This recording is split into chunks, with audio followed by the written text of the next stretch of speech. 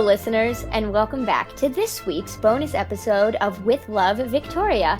I'm creator Rachel Garnet, and today I am joined by the Queen Mother and her comptroller, Emily Song Tyler and Seth Hatch. Say hi, guys. Hello. Hello. I'm so happy to have you guys here to talk about episode 2 and what an episode it was.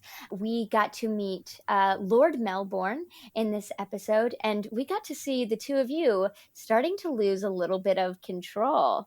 So I'm excited to talk with each of you about your characters and about coming to this process. So I'm going to start with the Queen Mother, Emily. You play Queen Victoria's mom, Victoria or Victoire. So tell us a little bit about how you found our German mama. Have you had a good time? Yeah, I do love calling her the German mama. It's been fun when Rachel is like, hey, do you want to play the German mama? And I'm like, okay.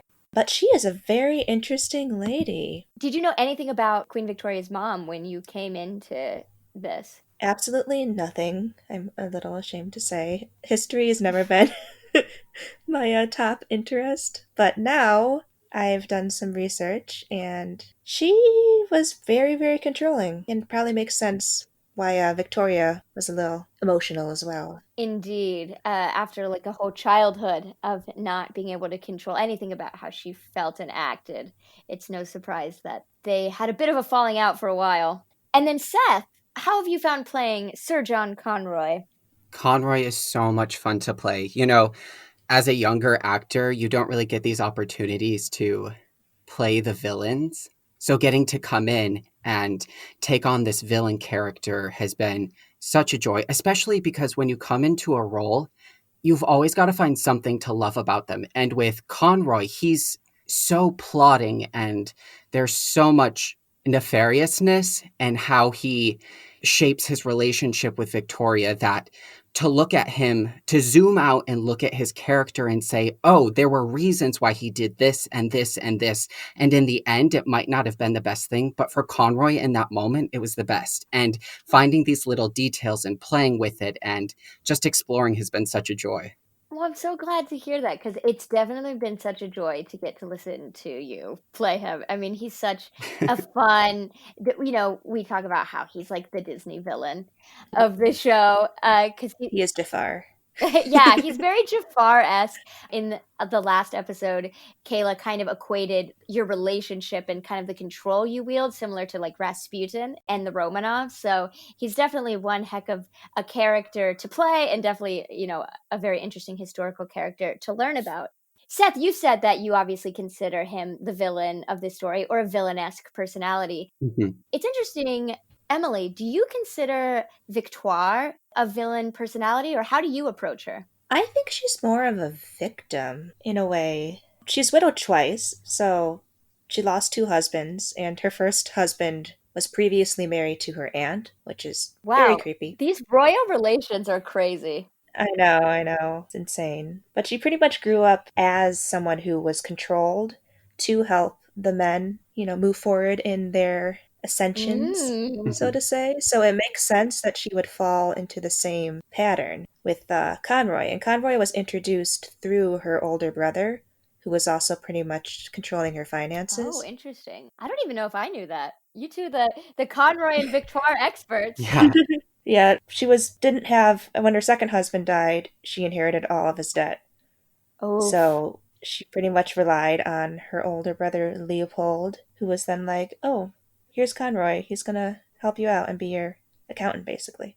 Well, it's interesting. So in the last episode, Kayla and I talked about a character who didn't make it into the show. And Leopold is another one of them because Victoria was very close to her uncle. He was the King of Belgium. And he didn't make it into the show either. But the kind of, you were talking about the control that Victoire had been under her whole life and how she was basically serving all these men. And Leopold was definitely one of them. Her husbands were definitely one of them. Conroy, she kind of put him in that place when she really didn't have anybody else. It's interesting because Leopold definitely played a large role in the kind of things we see Conroy and Victoire doing in the show. Because later in a future episode, we'll see Conroy and Victoire conspiring to get Victoria married. And that was also something that her brother Leopold played a really large role in. But so far, what has been the thing that you've had the most fun with in the show? I think just being able, well, I've never done an audio podcast before, so the different medium is very fun to explore, but also, especially with her, to play someone historical. And Seth, how about you? I think I'd agree with Emily to begin with that this audio world has really been an interesting thing to explore and get to know. And I think it's a really intimate space too, because the joy of theater, live theater, is that when the lights go down, it's such this it gives us this ambiance of a privateness to it. Mm-hmm. And I think that in the audio world, you kind of get that too, because you can do it anywhere. You can do it in the comfort of your room. So it's been interesting to explore that and see the similarities between live theater and this medium that we're exploring. But aside from that, just in this character, we'll see in a coming episode, my song Regency. How much fun was that? Oh my goodness. Oh my gosh. I mean, it's a patter song. There's so many layers within it, and it happens so quickly, but it lays everything on the floor for you of why Conroy is doing what he's doing. And being able to explore that and just bite into that song was so much fun. Well, and going back to what we said earlier about Conroy being kind of this villain personality, it's definitely your Disney villain song. Oh, absolutely. You guys listening have a big treat coming for you on Monday. It's the opening song to the third episode, and it is just delightful, and you can hear Seth's evil delight. Seth, what was something super interesting that you discovered about this one heck of a guy, Sir John Conroy? Tell us a little bit about your research process. Sure. So, one thing that really helped me lock into Conroy is that it's easy, like I was saying before, it's easy to look at him and say, what a jerk, what an awful person to treat Victoria in this way, to be controlling of her, this and that. But if you look back at him, it's all decisions to get him to the next point. Now, one thing that I will say about Conroy is that he had a little bit of trouble staying present. You know, he was never satisfied with what he had and what was going on in his life at that time. So he started as a British Army officer. So he's low ranking, and at a young age, he decides to just start climbing the ranks further and further. What can I do next to get to the next point? So after his years of being an army officer, well, within that, he marries. And through his marriage, he climbs another step. So that was his beginning to ascend. So then a couple of years later, he becomes Prince Edward's equerry. So he's basically, to put it in simple terms, he's responsible for the horses. Like, who would ever think that that was something like, I don't know, is he shoveling horse poop? Is he combing them? I don't know what that totally entails. But if you look deeper, he also was responsible for getting Edward and Victoire back to the palace for Victoria to be born on time in England, which I thought was really interesting because they wanted her to be born on that English soil. So that was his first big thing. Was that just like the horse guy came up and said, hey man, you know that baby your wife's pregnant with? She should have that on British soil. Prince Edward was like, I like this guy. Yes. That... He said, send the horses now. But so he was, I mean, that's where Edward first fell in love with him. And then after Edward died, you know, Conroy saw a big problem. He said, this was the end of the line for me. I no longer have a position here. How can I insert myself further into this family? So that's really when he became Victoire's comptroller. He became her confidant, her political advisor, her financier. He really took control of her life. He inserted himself into that relationship and said, this is how I'm going to get to the next step. And as Victoria inched closer and closer to ascending the throne, he helped develop the Kensington system.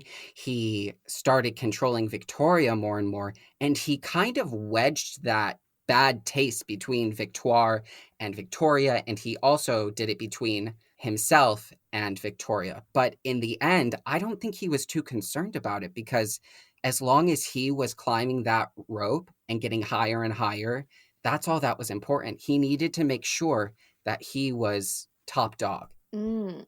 And so I have a question for Emily then about Conroy and his kind of social climbing. Do you think that Victoire was completely unaware of this social climbing, or she didn't care because she wanted a companion in this kind of desolate world she had been left in a foreign country? Well, I think she was definitely aware of it. But Conroy, I think, was also comfort because there are rumors that they had an affair. Hmm. Oh yes, That, Seth actually texted me before this, and he was like, "So, like, do you believe in this affair?" So let's talk about a bit of the gossip rags. So there's not a lot of historical like evidence of this being happening, but anytime there's like a relationship between a man and a woman in this time period, people will talk. So yeah, indeed. what's your opinion? Do you think that this relationship of trust and whatever escalated to anything more? I think it could have. I mean, it was 19 years that they were practically living together. Well, can you imagine that, like, these kind of rumors that were going on back in the 19th century, they probably were like, oh, this will pass. And here we are in 2021 being like, so, like, do you think? Oh, because it's so good though. Like, It's juicy. why would? Yes, I love it. I'm totally into it. I'm here for it. Let the affairs run rampant. Could have been something there. I mean, there was such dedication to. What do you think? I mean, none of us in this group have children, but Seth and I have both taken care of children and cared about them dearly.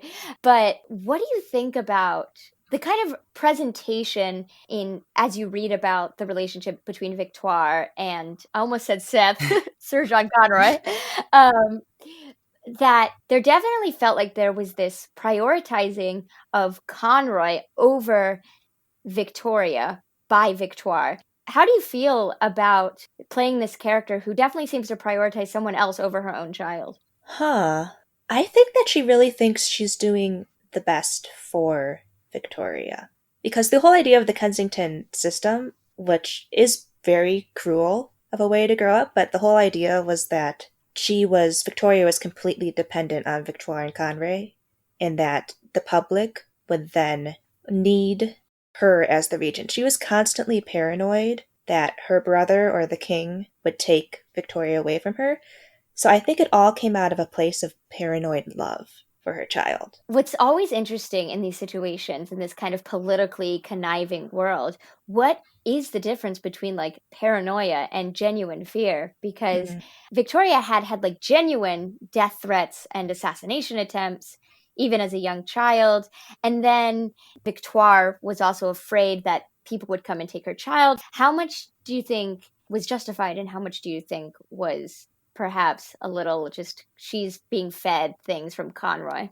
Uh, was it justified?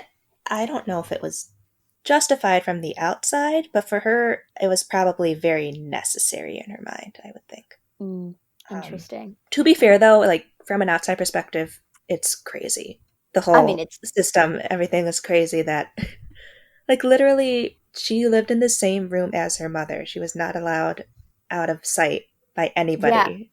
Or do Just you know she couldn't walk down the stairs without holding somebody's hand? right. She couldn't walk down the stairs. She couldn't see anybody outside of like Conroy's children. It almost feels like it was put in place to protect Victoire more. Like she needed Victoria so badly. She needed that companionship or just absolute control over her daughter. Right. And I think Victoria also gave her purpose. 100%. And so here's something else that does not come up in the show, but you have briefly touched on how she was married before.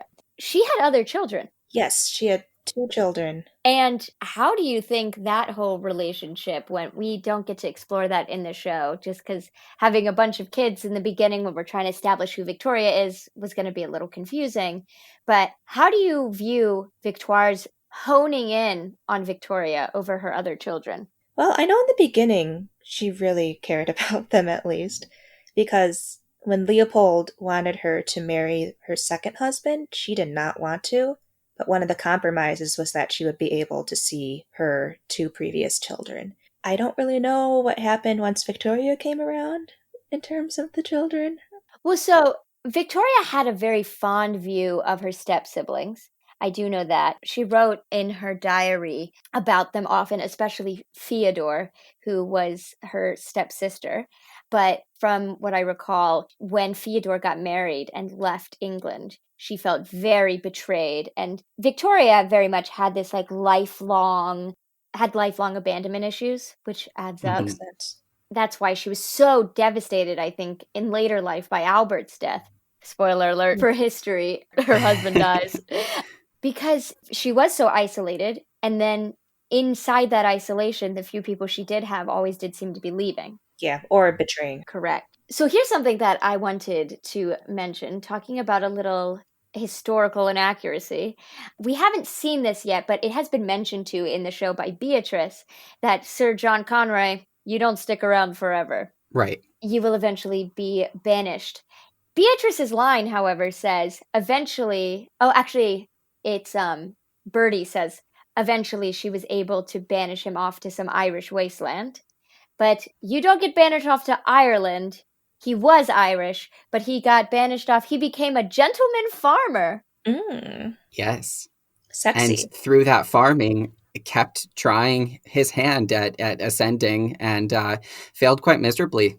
Accumulated a lot of debt, died, passed it on to his kids. You know, normal stuff. You know, like every good father.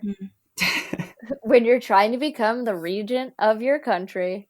And Victoire did eventually admit, when she was trying to reconcile with Victoria, that Conroy had done great harm, and also had not always been honest, because apparently a large portion of her sons are missing when Conroy was in charge of them. Oh, interesting. Well, let's talk about this reconciliation that happens between Victoria and Victoire. Another thing that we don't really get to explore in the show. Victoire appears in the show after Conroy leaves, but we don't very explicitly have a moment where they're like, I like you, you like me, okay, we're healed. And either of you can answer this. Do you think that that sort of reconciliation could have happened if Conroy was still around? No, I don't think so. I agree. I don't think so either. I think Conroy wanted such control over that relationship between Victoire and Victoria. I think it's easy to see that Victoria was extremely intelligent. I mean, Victoire and Conroy put her in that position where through the Kensington system, she gained this mass amount of knowledge.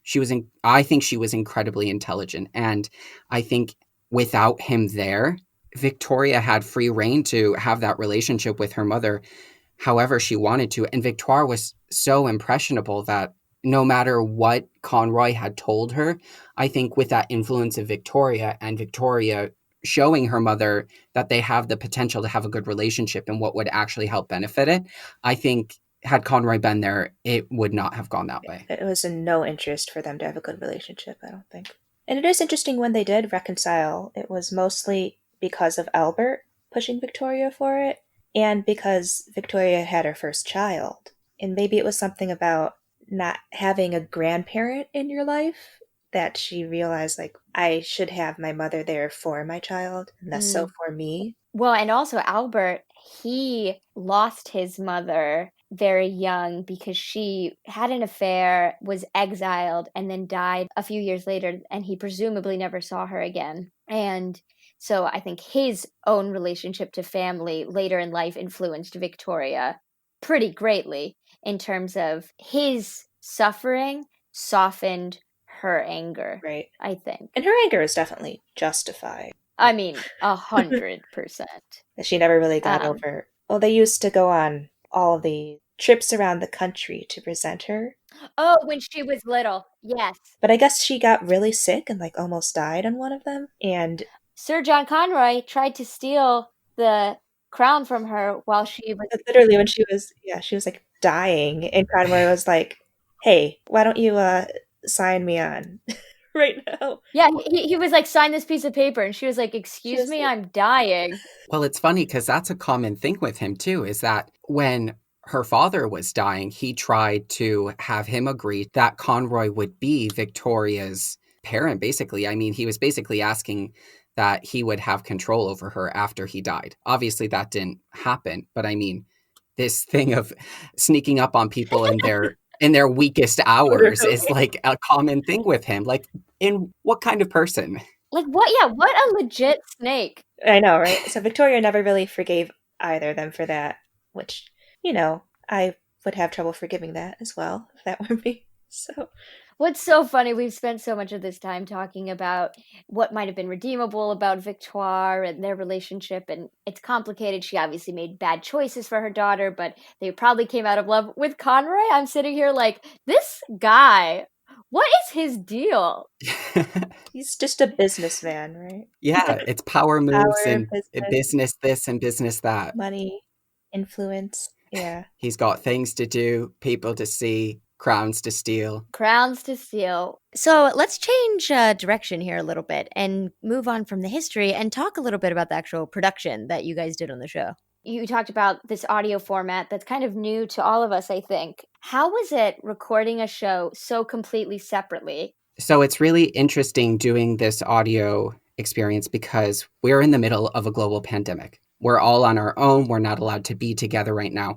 But through this process of working together and finding a project to bring us all together and something to work towards, something to bring to an audience, it's this process that is bringing so much joy and so much comfort and an experience that we can all be a part of. So, in a sense, it's together but separate. Absolutely. Yeah. And how fun is that to be able to get together with creatives, people with like minds, to work on something new, to work on a story that's so beloved, to fall in love with these characters and share it with people wherever they are. They can plug in anywhere, and here we are sharing this joy with them. To piggyback off that, yeah, it's just so exciting well, first of all, Rachel's an incredible writer, so to receive the Aw. scripts, always in awe of what she can create. My brain does not work that way.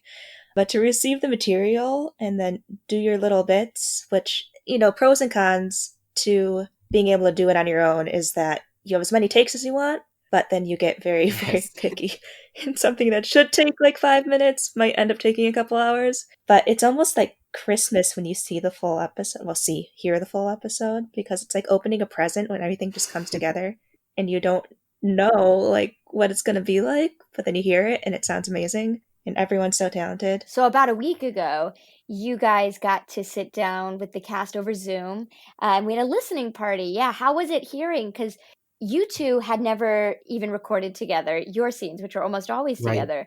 So how was it hearing it all coherent and not just me doing a one-woman performance for you as you recorded your lines? We love Rachel's one-woman Well, performance. first of all, it's so cool that we finally got to meet everybody in the cast. We did the reading over a year ago, and there were some people who were similar, but now we've got these new voices and these new faces who we got to meet and who we got to see what they could bring to the project, and being able to listen to it all together. When the first episode starts, you kind of get that tingle of like the orchestra warming up or the lights going down, and to just close your eyes and build that world for yourself all together. You've got this joy of creating something together. It's our baby. So true. And also just to start putting some names to faces, because that's also unique about audio, is that, no one knows what we look like. True. Unless they look us up. Unless you go to rachelgarnet.com and check out the cast page to see everyone and their And lovely my God, faces. what a cast it is. We're all very handsome. Very handsome cast indeed. Well, Emily and Seth, thank you so much for joining me today. It was so great to talk about the show and talk about these characters. Where can we find you out in the world and on the interwebs? Let's start with Emily. You can find me on Instagram at EmilySongTyler. Or, yeah, that's about... Oh, my website is emilysongtyler.com. And Mr. Hatch? Of course, my Instagram handle is Seth_Hatch, or you can check out what I'm up to at SethHatch.com. And if you would like to follow the show, you can keep up with Love Victoria on Instagram at With Love Victoria Musical. You can also check out my website to see the faces of the beautiful cast and learn more about the story and development at rachelgarnet.com. Thank you so much for listening to this bonus episode of With Love Victoria, and we hope to see you on Monday for episode 3. Bye, everybody! Bye. Goodbye!